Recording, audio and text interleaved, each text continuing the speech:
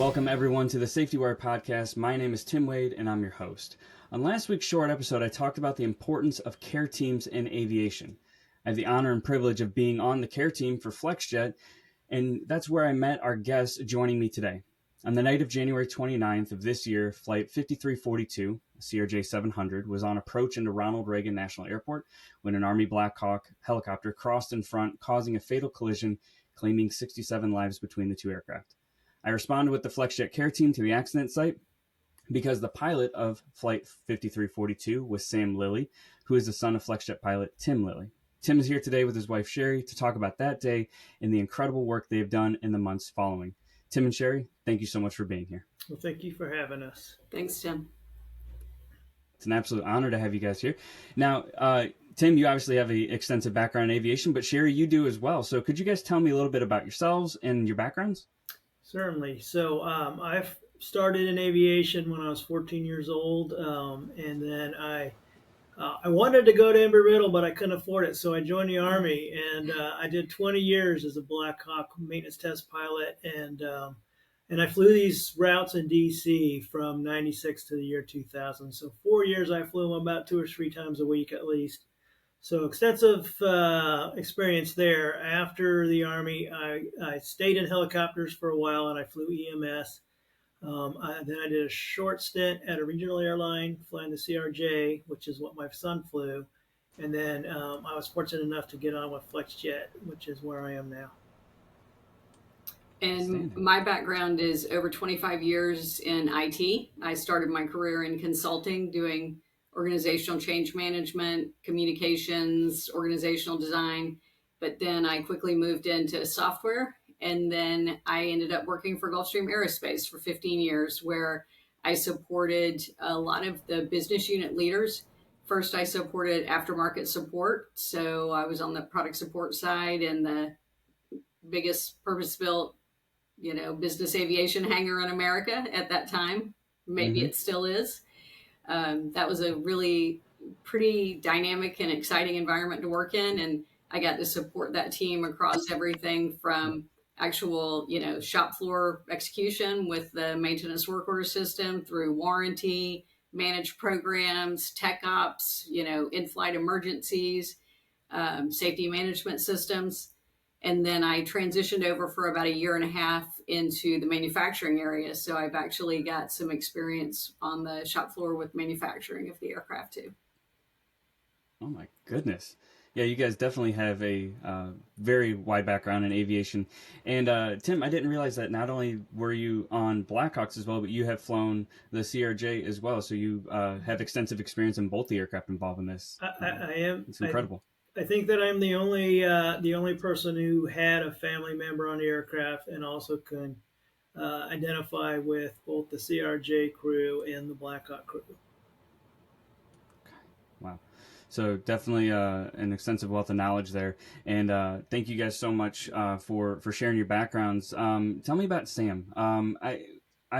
One thing I really took away from when I met you guys the first time in DC was just how proud of him you guys were, the stories you guys told of his childhood and everything he was doing in life. And there was just so much pride welled up in you. Can you give us a little bit of insight into who Sam was? Well, Sam was really hitting his stride. So his career was really taking off. He was just probably one bid away from making captain at PSA, and they did make him an honorary captain. He had gone to college and a 4-year degree in marketing, and he worked in marketing for a very short time. And he called me and said, "Dad, marketing's not for me. I want to be a pilot like you." And this was proud. I was really proud, but I also was like, "Okay, you knucklehead, we should have done this 4 years ago." But once he decided he wanted to be a pilot, he pursued it vigorously. And even with COVID kind of slowing things down, he made it to the cockpit of a regional airline, within a couple of years of starting his training, which I thought was amazing. That's something that would have really, it was a big accomplishment. But even bigger than that, his personal life was taken off. He was engaged to be married, and we really love his fiance, and she's pretty much our daughter-in-law now. Yeah. So that we had that going on, and I like to tell the story about how we found out about this because it really personalizes it. I was going to Please start do. though and Yes. tell a little bit about our family Oh, first. sure, go ahead. So, Go right ahead, sure. Tim and I got married in 2003. So we're a blended family. And Mm-hmm. Tim has two children who were a good bit older than Sam. Sam was 7 when Tim and I got married, and I have a biological son who was 6. So the two of them, being only 18 months apart, grew up very close. We had, anybody who has ever raised two boys that age knows all of the hijinks, kind of the tomfoolery they get up to. And it was just a joy having the two of them sitting at the dinner table telling jokes. I would say things to them like, I have a policy of don't ask, don't tell. You don't need to tell me some of these things.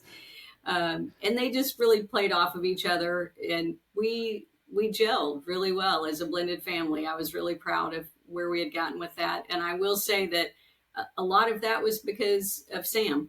Sam really brought together his siblings from Tim's first marriage into our family. They never lived in the household with us, being so much older, but he really helped foster those relationships. And he and I had gotten very close. You've probably heard Tim say a couple of times that the day of the accident, I had actually been looking at a wedding venue for Sam and Lydia because they were living in Charlotte and they wanted to get married here in Savannah.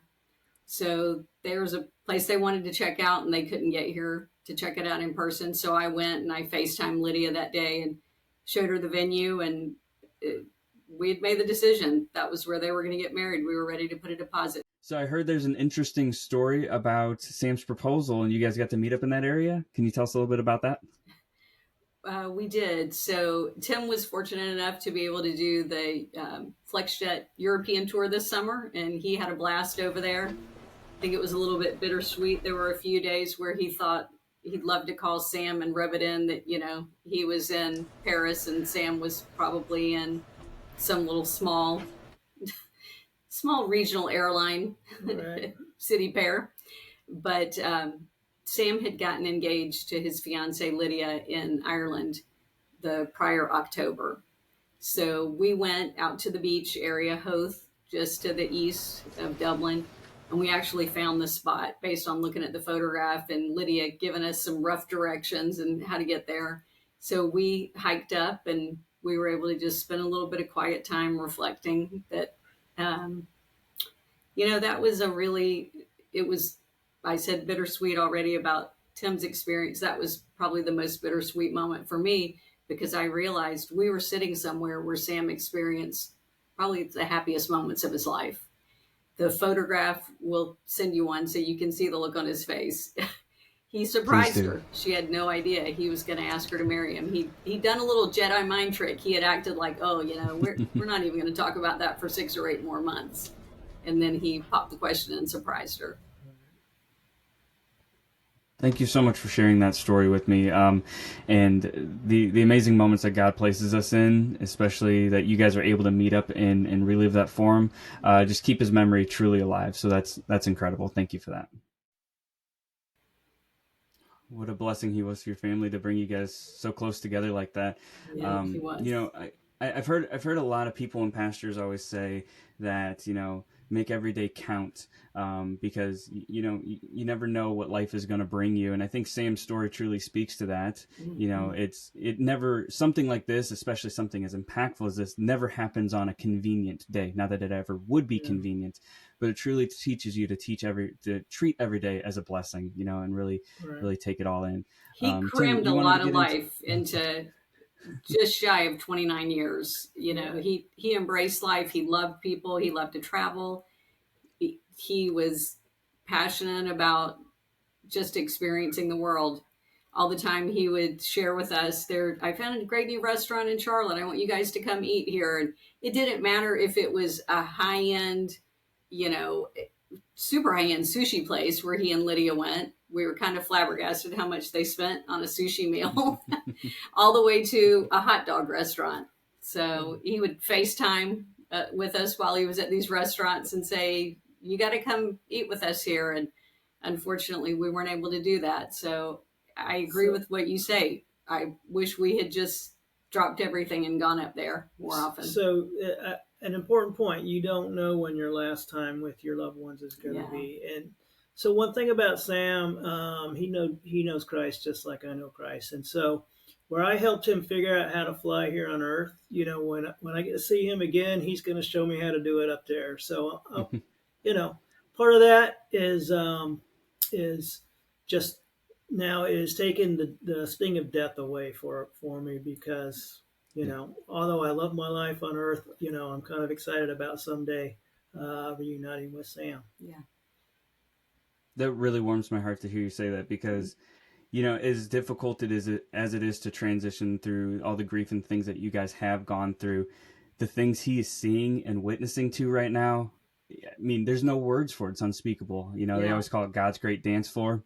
I truly, I'm so excited for Sam and the things he's witnessing to right now, for sure. Yeah. Sure. My sister-in-law, her uncle, her father's brother, was a pilot. And that was one of the things my sister-in-law said to me very early on. She said, Sam met Uncle Charlie and they're flying together in heaven now. So, yeah. So you mentioned about the care team, and I want to talk a little bit about it. And I want to talk about the culture and how important that is because there might be people on here that don't understand. Um, maybe they're in a small flight operation or whatever, just how important this care team thing is. So when I was in Teterboro that night, and I was gonna get up early and go fly the next day, but as I was getting ready for bed, I had the news on and I saw there had been an accident in D.C. And of course, I did not assume it was Sam in any way, shape, or form, and I realized it was PSA who he flew for. Then I became just a little concerned, but Sam and I talked about aviation all the time, and we talked about DCA all the time, and I kind of kicked myself that we talked a lot about the river visual and the kind of the challenges with that, but I never warned him about the helicopters flying underneath, and I probably should have. However, as we figured out that it was PSA, and I started to text Sam, and the only time Sam doesn't answer my text is that either he's asleep or he's out flying. And so, it concerned me that he didn't answer my text, but I thought maybe he's out flying. And so I called Sheri and I said, hey, do you know where Sam is? And she said, he's on a trip. And I said, well, I know he's on a trip, but do you know what leg he's on or what city pairs he was doing? And she didn't know. And so tell how that went. Well, I was texting his fiance asking her, where is Sam? And she thought I was referring back to our conversation about putting the deposit down on the wedding venue. So she said, he's going to end the night in Columbia. He'll be home tomorrow. We'll talk to you about that venue then. And I had gotten on Reddit simultaneously while I was texting with her and talking to Tim because we were getting pretty frantic at this point. And on Reddit, there were people who were actually calling out the tail number and the flight and everything. And I got on the American site and saw that flight had departed from Wichita. It was the only nonstop of the day that came into DCA. So I eventually had to text Lydia and say, was Sam coming into DCA? Because we weren't getting the answer. And she immediately called. So I patched her in on a 3-way call with us. And as soon as she got on the phone with us, she knew something was wrong. And she said, why are you asking me that? And I said, well, there's been a crash at DCA, honey. And she didn't answer yes or no that he was going into DCA. She said, I talked to him right before he left Wichita. And because I had already looked at that route, I knew that it was him. And so at that point, I'll let Tim kind of take back over with what he was doing. We were all alone, by the way. Tim was alone in a hotel room in Teterboro. I was home alone. Lydia was alone in the apartment in Charlotte. So when it became apparent that Sam probably was on that flight, I, of course, called the FODM. And for those who don't know, the FODM is a person that we have at our operational control center who's kind of oversees the daily operations of what pilots are doing and kind of tackles problems as they come up. So I called the FODM and I said, hey, look, I'm not going to be able to fly tomorrow. I think my kid was on this flight and I just got to figure out how to deal with it. And very shortly after that, the chief pilot, who up until now probably didn't know my name, but he called me directly, and I'll never forget. He just said, "What do you need?" And I said, "I need to get to DCA." And he said, "I'm sending you a car and a driver." And I said, he said, "Where is your family?" And I said, "They're in Savannah." And he said, "I will send a plane for them." He ended up sending a Challenger. What time can they be ready to go in the morning? And so we set that all up. I mean, this was tremendous. That this was not FlexJet's accident, right? Yeah. FlexJet had nothing to do with this accident except for that, my son was in it.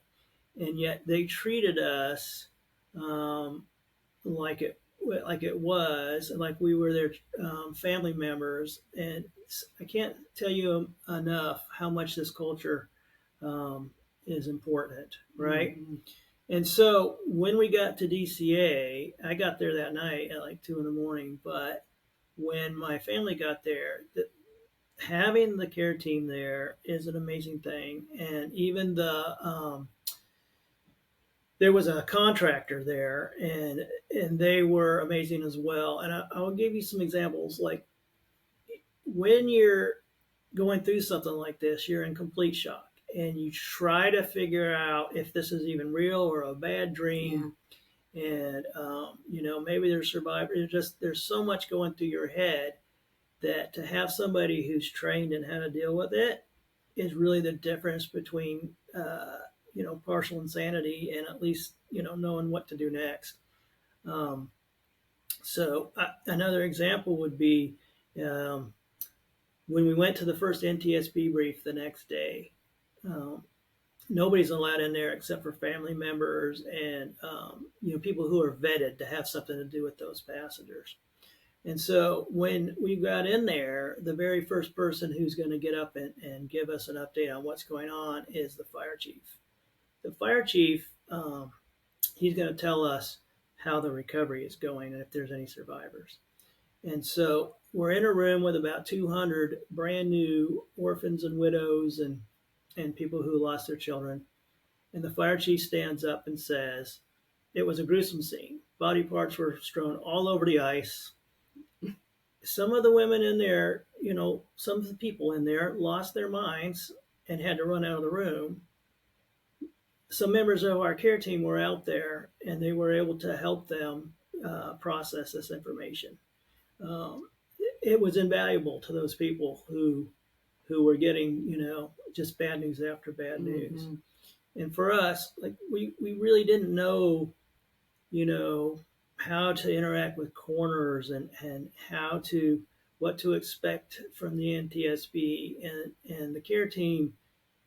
It was a little overwhelming. There was a lot of you, if you remember. We maybe needed 2, but we had many more than that. But having the care team there to ask the questions and to direct us what to do next was just completely invaluable. What do you think? Yeah, I agree. I mean, I will tell you that I actually wrote a personal thank you note to Ken Rickey because he has fostered a culture that allowed this to happen, that level of care. And like Tim said, we were out of our minds. We had no idea what needed to be done, what could be done. We were being inundated by media requests. We had so much information coming at us. We, of course, were looking on social media trying to find out what's happening and get more information. So the information overload was unbelievable. And I can't remember if you were standing in the lobby of the hotel at one point when I said, "We're so confused. I know you all told us your names, but I'm going to need some business cards and I'm going to need a RACI. I need to know the roles and responsibilities." And that was what I needed, a little definition, because I'm a pretty organized, structured person. And we had no control. We had no organization. And so we were just grasping at anything that would help us figure out how to get through that process. And so, it was a twofold thing. There were people who were there to help us go through the process, what those steps were administratively, but also you guys surrounded us and just took every decision possible off of our plates because we were incapable of making decisions at that point. You would say, there's an NTSB briefing for the families at 4 o'clock. Get in these SUVs, we're going. And we did what we were told to do. And they were the things we needed to do to learn more information. So FlexJet took care of us in so many Absolutely. ways. And so I would like to encourage the smaller flight departments, if you can't afford a giant care team like we have, that you would engage one of the contractors that knows how to do this. Because when your day comes that you have a real disaster, and God forbid it's one of your aircraft that goes down, the care team is invaluable, just invaluable. So I'll touch on that for you. The contractor we had was called Fireside Partners, and truly invaluable. They train our care team, but we couldn't do a response like this without them. They were outstanding on the ground because they go through it all the time. Don Chupp, who runs Fireside, always says, "I'm in the bad news business." So he's used to those things, and they were a comfort for us, at least, who, those of us on the care team, we don't go through that every day. Some of us have backgrounds in trauma, but it was great to have them on site. And you guys really spoke so well about the culture at FlexJet. When you talk to our leaders, and even Ken Rickey himself has said at our meetings, what is the biggest risk to our organization with the way FlexJet is growing currently? It's growing leaps and bounds. We have 40 people in our in-doc classes every 2 weeks. The company is growing so big. And you have the normal risks of a usual organization: training, pay, and tooling, and all these kind of things. Do we have room for the people that we're bringing in?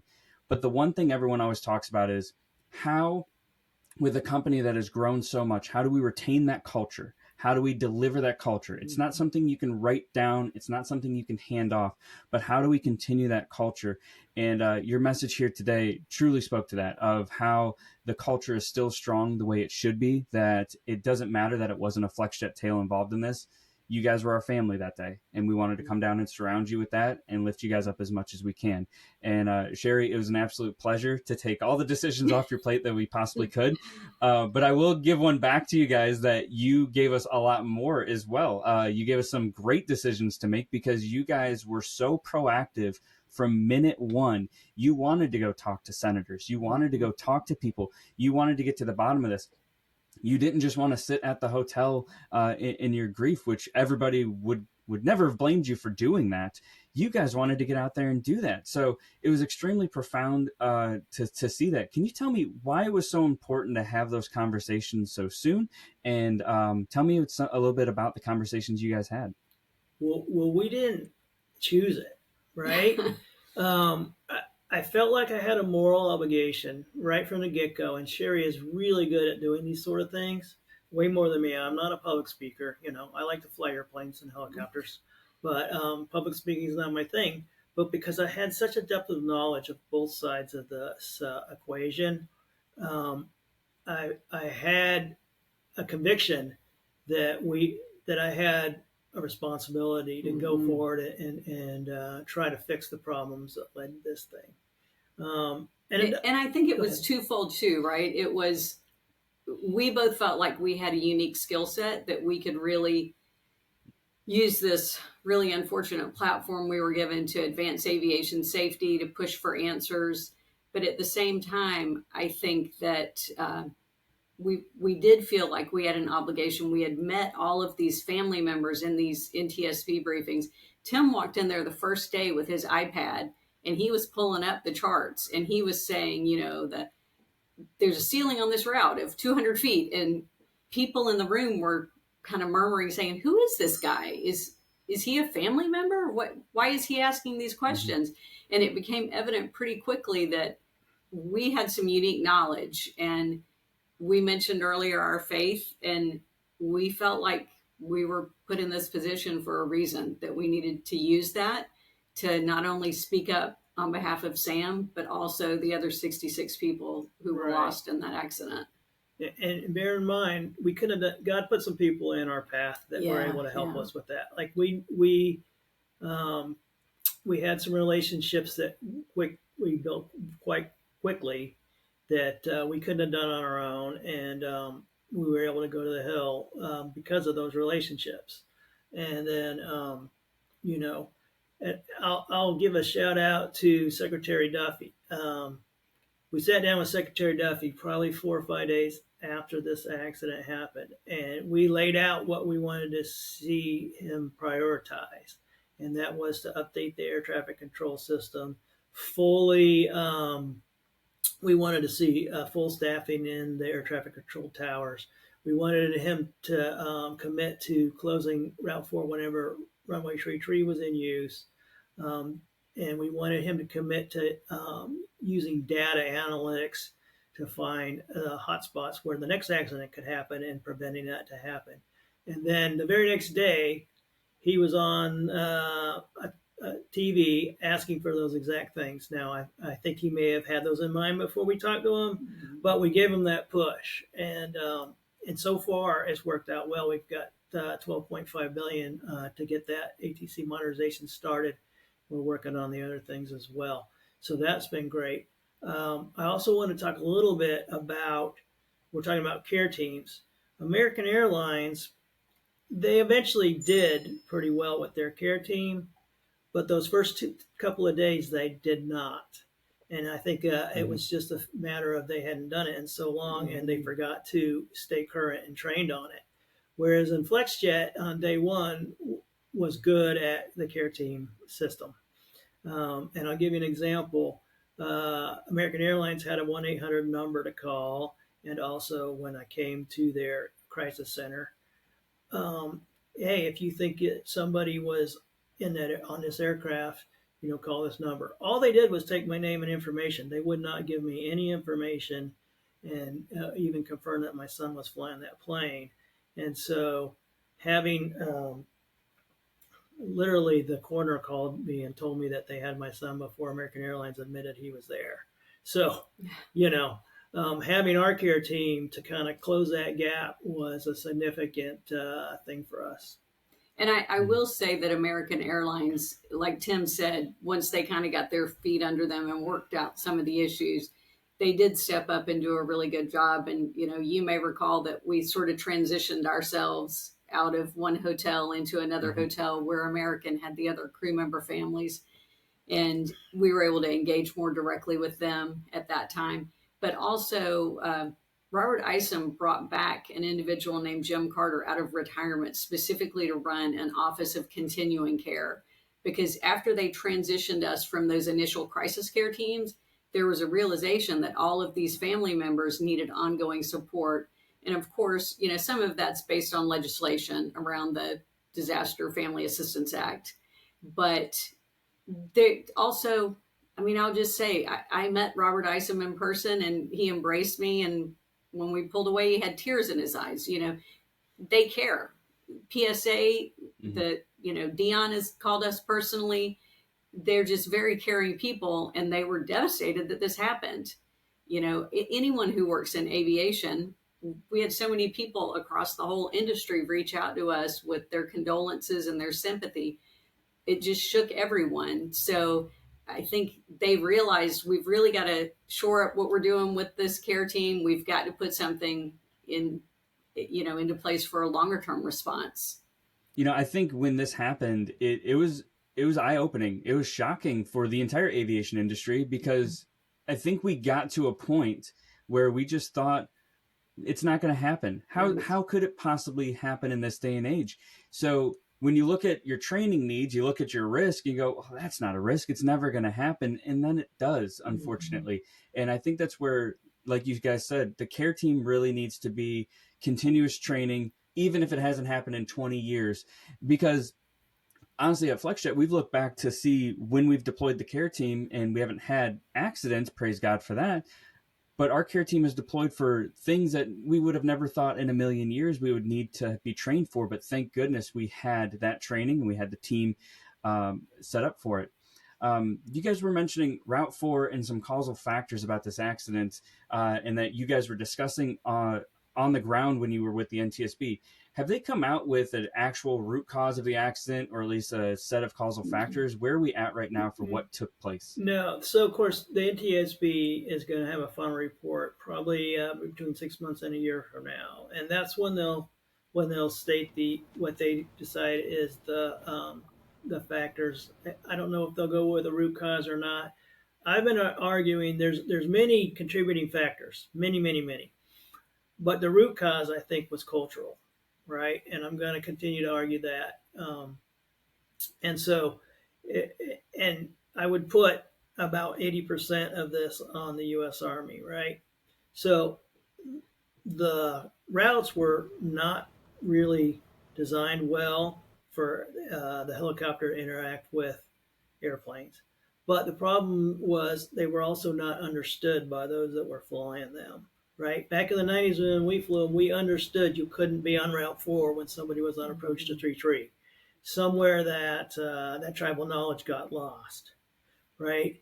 And so there was that. There was the extensive use of visual separations. I think most of your viewers who are pilots would agree with me that in my career, I have never once requested visual separation. I've been assigned it by air traffic control. I've never once requested it, but it had become the cultural norm there, kind of the standardization of deviation, if you will. That let's just request visual separation all the time, and that way we don't have to hold, or we don't have to get. We can do what we want to do. And there's even documented testimony that some in that unit were even asking for visual separation when they didn't have the opposing traffic in sight, which is just crazy, right? But it had become a cultural norm. And so what we need to change is some of that culture. Like their SMS, like we have a very robust SMS. And I'm going to, kind of confess that until this accident happened, safety's always been important to me. But my main concern has always been to get the job done safely, right? More than get the safety done and then the job, right? So, for instance, we have certain things that we automatically have to do incident report, right? And until that, I only did incident reports if they were 100% required. Now I do an incident report anytime I think there's important data, something important to be learned, something important to be gleaned. So I've probably tripled my incident reports in the last 6 months than I had done in the first 3 years that I was at FlexJet. And I think that's a really important point to make, because I think that there probably are a lot of pilots that, they may get TAs, they may even get an RA, and they don't necessarily log that. They're like, oh, somebody else will pick that up in the data, because that's all going to be in FDM or FOQA, but not necessarily, right? And so Tim did report a situation like that, and he said in the past, he probably would have been like, whew, thank goodness that ended well. We're okay. So it was, a near miss, or the threat of a miss, of a collision, but he wouldn't have reported that in the past. And capturing all of that so that the analysis can really point to where the hot spots are, that's so critical, because it's not just a matter of everybody knowing where those hot spots are and maybe putting some language on a chart. At some point, I think we have to push that back to the FAA and say there's some airspace design considerations that need to be addressed here. If we have continuous hot spots, this airspace, and Tim can talk a little bit more about the design of Route 4. When the NTSB preliminary report was published, Chairwoman Hamady, in her presentation of that, she also mentioned the NTSB is making some urgent safety recommendations, and they don't always do that with a preliminary report. But one of the reasons for that is because the design of Route 4 and runway 33, she said, presented an, what was the term she used? Intolerable risk. So that very design was never designed for simultaneous traffic on it. Right. Which is how it was being used. So those are the types of things that, if they aren't being proactively identified by other means, maybe that safety data can help unearth those. Right. And so one of the things that, if we look at the NTSB docket from the from the hearings that we were just completed about 4 or 5 weeks ago. One of the things that I learned by reading the docket, and there's thousands of pages to read, is that the pilots in that unit were not reporting safety issues. Almost everyone was asked, how would you report a safety issue? And in the Army, we used to call it OHR, Observe Hazard Report. They call it something else now. And they all said, oh, I'd go to the safety officer. And then they said, have you ever done one? And the universal answer was no. So an SMS system is no good if nobody reports the issues. Okay, so when we're talking about visual separation, one of the problems was that the pilot that was on the radio was pre-programmed to say traffic in sight request visual separation. When they first were called to traffic, it was over Wilson Bridge. The helicopter was 6.5 miles away, and so when you wear night vision goggles, you have a 40-degree field of view, and you cannot tell the difference between a Cessna 172 and a 747 because all you're going to see on the horizon is a light. And so it was going to be almost impossible, very difficult for them to be able to maintain visual separation. And so this is a picture I'm going to send you that shows what they would see as they're coming over the basin. And then as they came by, of course, they had confirmation bias that the aircraft was going to be on runway 1. They had stepped on the air traffic controller and didn't hear the Circle 2 part of 33. So that was another problem. But as you come down Route 4 at 200 feet, if there's an aircraft that's getting ready to land on runway 33, there's going to be a lot of lights, and that's going to make your goggles very ineffective. And then, so the possibility of being able to maintain visual separation is going to be very difficult. And, this had become a cultural norm, like a deviation that had become normal to that whole unit. And so what we want to do is avoid our own cultural norms that are a little bit dangerous. So we might be able to get away with it 999 times out of 1,000. But that's not good enough in aviation. We got to be right every time. Now, are there conditions where ATC is not allowed to assign visual separation? Because even me, I'm not a pilot. Looking at the pictures without night vision goggles, I can see that it's Washington, D.C. It's lit up like Las Vegas. It's got the reflection of a river. How in the world would anybody at 9 o'clock at night be able to call for visual separation? So the Airman's Information Manual gives the instruction to the pilot if he accepts visual separation. It never talks about asking for visual separation, but it talks about accepting visual separation. That is the pilot's responsibility to be able to continuously view that aircraft and not pass it until it's no longer a factor.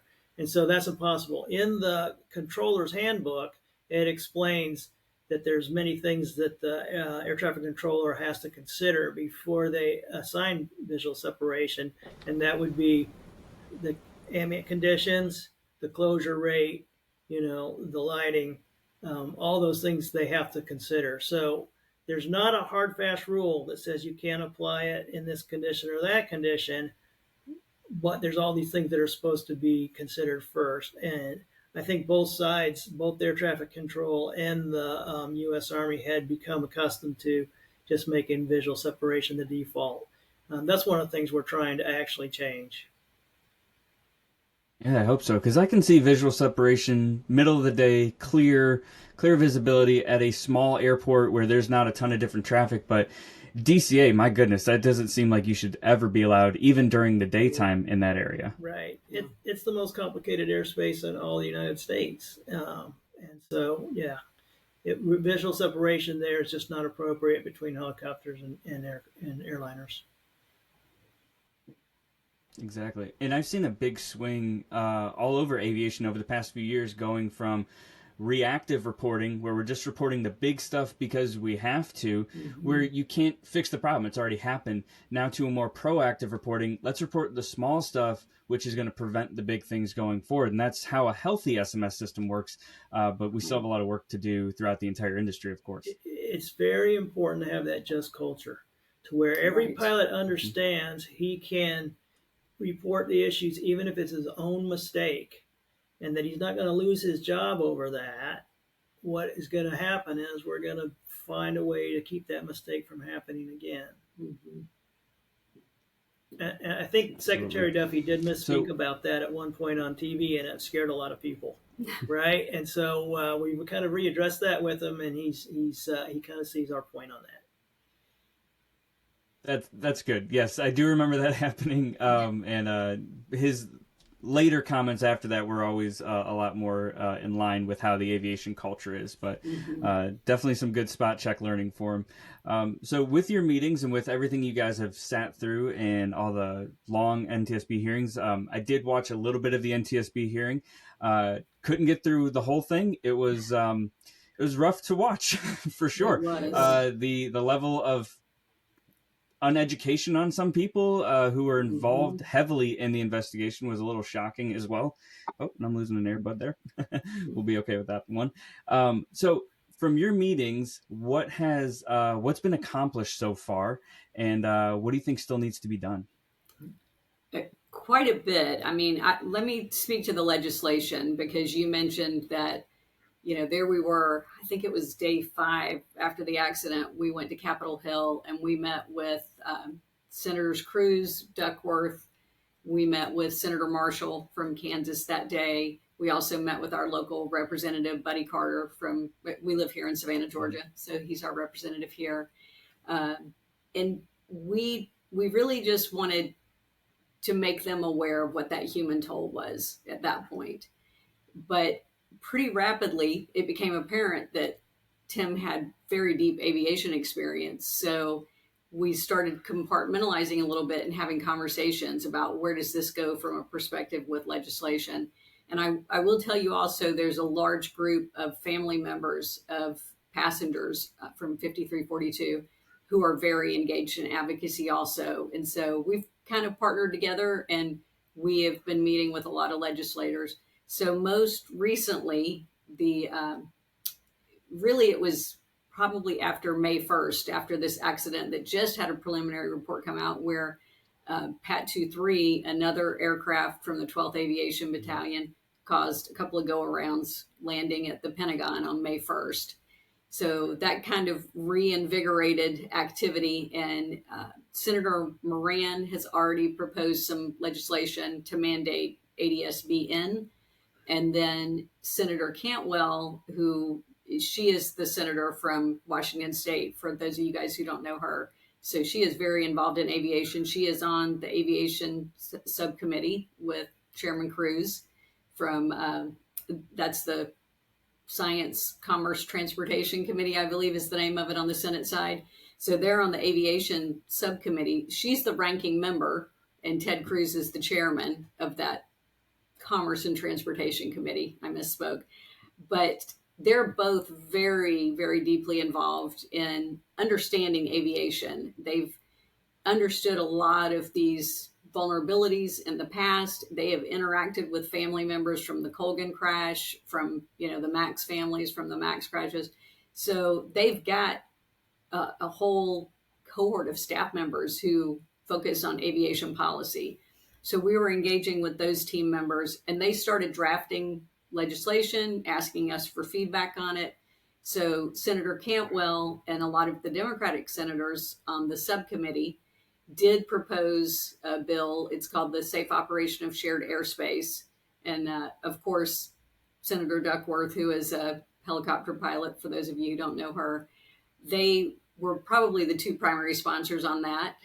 They did let us kind of review some of the language, and we were really pleased with some of the things that they were asking for in that bill. So we issued a press release and said we support this. Well, not too long after that, Senator Cruz also put together a different package, which has some overlap, but also has some distinctions. One of the key distinctions that we saw with him was really focusing on rotary aircraft, but also they both were focusing on that military civilian coordination that is completely lacking. And I know you're probably going to ask us, hey, what comes next? we'd like to see those two bills merged together, because we really want to see some kind of legislation enacted pretty quickly. Anybody who's ever followed any of that legislation knows it then goes to the FAA, to the rulemaking committee for the actual implementation of it. Unfortunately, with the Colgan crash, legislation was passed within 10 or 11 months, but it took almost 14 years to get out of FAA rulemaking. And we're challenging that. We do not want that rulemaking to take that long, because it's almost meaningless at that point. And what we're really trying to do is build a legacy for Sam and all of the other individuals who perished that night. And it's a disservice to them if it takes that long. So we're pushing very aggressively to see something that will be legislated, enacted, and actually implemented pretty quickly. What else do you want to mention about accomplishments? I think you've had some good stuff. Yeah. So of course, the $12.5 billion was a great start to update the air traffic control system. We still need, I think, about $19 billion more. So we're hoping that we can work side by side to make that happen. We asked for Route 4 to be closed when using Tree 3. They went one farther. They just completely closed Route 4. And so, that part of it. Now, I'm not 100% happy with the way that they changed the helicopter route map, because it's not pilot friendly for the helicopter pilots. It's going to be difficult for them to navigate down around Wilson Bridge, but I think we can find a way to fix that as well. I have a meeting with the Army on the 12th where I'm going to give a class to their instructor pilots. Oh, sorry, it's on September 9th, but it's with the 12th Aviation. I'm going to give a class to their instructor pilots and their safety officers, and talk about the cultural issues that led to this accident, and then how that can be avoided in the future. So those are some of our biggest victories so far. I think so. And then we have kind of talked around it, but the NTSB did have that 3-day investigative hearing just about a month ago. And Tim mentioned the thousands of pages of testimony. The docket is overwhelming. We've read so much, and it's transcripts of interviews, it's technical reviews, it's all of the information that comes out of evaluating the wreckage of the CRJ and the UH-60. So we're still digging through all of that. There are different issues that we see. Either we've seen corroboration of a lot of things that we suspected were some of the causes, but we also do see some additional items that are a little concerning. And FAA culture is not what it should be. There had been an effort to put some warnings on the helicopter charts in that area, but the request wasn't handled through the appropriate bureaucratic process. So those warnings were not added, and we were not happy about that. They have been added now. Those charts have been updated. And we do see some analysis of additional hotspots around the country yielding some results. You guys may have noticed probably 2.5, 3 months ago now, there were some changes that happened around the airport in Las Vegas, specifically with a lot of the tour operators. Right. So that has really created a much safer environment there. And then the most recent one was Charleston, South Carolina. There was a warning that was issued just this last week about the traffic there. So we're happy about seeing those types of things that are happening. We think we've still got to go further with those. With Administrator Bedford, when he was sworn in as the new administrator at the FAA, he said some things that I really liked, because some of my background in consulting is around culture and organizational change. And he indicated multiple times that some organizational and cultural changes need to happen there.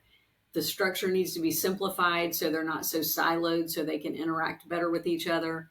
And also, he's aware there's way too much bureaucracy, and they're going to be addressing that. He has committed to meeting with the family members on a quarterly basis, so he's going to be transparent with us.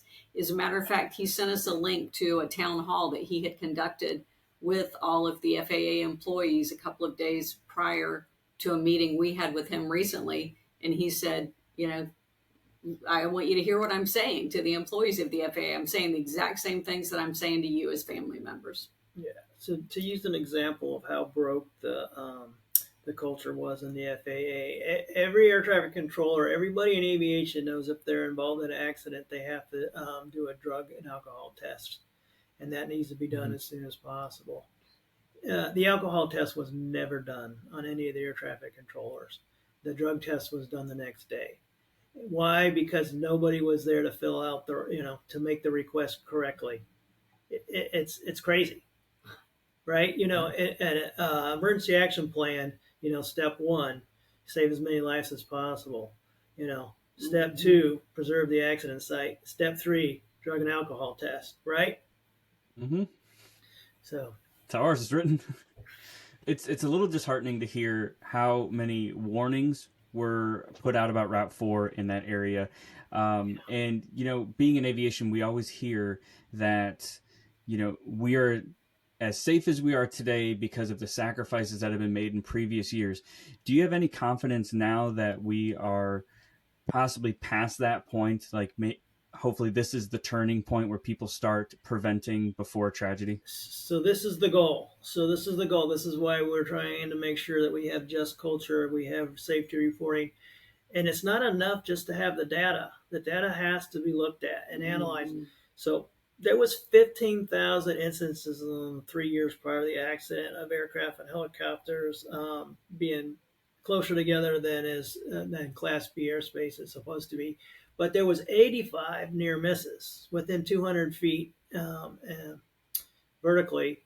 That's just unacceptable that many near misses happened, and nobody said, "Hey, we got to do something different here."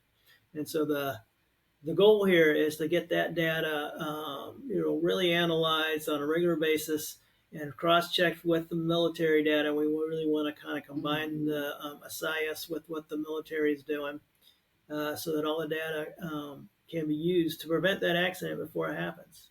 But I'll tell you one thing too. We each have to own the concept of safety, no matter what workplace you're in, but most particularly in aviation where lives can be endangered. Because no matter how well designed the systems are, they can fail if the people in them do not perform the processes, go by the procedures. So we have to show up every single day and we have to take responsibility. We have to own the fact that that safe culture is built individual by individual. So we pay attention, we follow our checklists, we don't overlook potential risks, we don't understate risks just so we can get the job done. And I think that that's a challenge that I would issue to all of your listeners, that you adopt that mindset and that you encourage it in everyone around you, that it may not be a fatal incident that you avoid, but who wants to even see your coworkers or your passengers injured? You've Right. got to take the mindset every single day that risk does exist. It's a risky environment. We are leaving the ground and flying through the air. Right. So we've got to take ownership of that and prevent those accidents from happening. So I think the attitude is critical too. This particular accident was years in the making. Yeah. Just years in the making. And the normalization of deviation and the confirmation biases that were developed over those several years, just led to this disaster. It's actually a wonder it didn't happen sooner. It is. Yeah. We talked about legacy, and it's really important to us that people continue to say the name Sam Lilley. We really want to make his name synonymous with aviation safety. It's an odd legacy for him to have, because in the cockpit he was 100% professional, but outside the cockpit he was a joker. He was a little bit of a clown. There were so many endearing things about him that our family loved that they don't really get encompassed by a legacy of aviation safety. But we think that's how his life gains significance, and how we make some kind of sense of this accident. And what we're doing right now is really driven by the fact that Sam loved his aviation sisters and brothers so much that if this had happened to some of his peers, he would likely be doing this very same thing. And as his sister said, his voice has been silenced, so we're speaking for him on his behalf now. Yeah, a tremendous thing. Well, luckily, not luckily, but thank God that Sam and Jonathan were doing exactly what they were supposed to be doing. They were, clear to land. They were on glide path. They were lined up with a runway, and that's really a blessing to us, because it would be, if we were on the other side of this equation, we still would be fighting for change, but it would be very difficult to deal also with the fact that he had some responsibility in it, right? In this case, looking at the transcripts and talking to those who are actually able to listen to the cockpit voice recorder and see the data, the CRJ was 100% not at fault here. Mm-hmm. And it was comforting to hear from an NTSB board member who pulled Tim aside and said, Sam was the consummate professional from beginning to end on that flight. He kept a sterile cockpit. He was focused on his job, and he did it very well. Well, praise God for that, for sure. And, Sam's legacy, I have no doubt, will definitely live on and be synonymous with safety, like you said. And I'm so excited for you guys for the great work that you're already doing. I can't wait to see all the amazing proactive changes that are going to come from that. But thank you guys so much for sharing Sam's story, his legacy, his impact on the industry that we all love, and for you guys being on here. I really cannot thank you guys enough for being here. It's a pleasure. Absolutely. We appreciate it. All right. Thank you guys so much. Thank you all for listening. This has been the Safety Wire Podcast. Take care.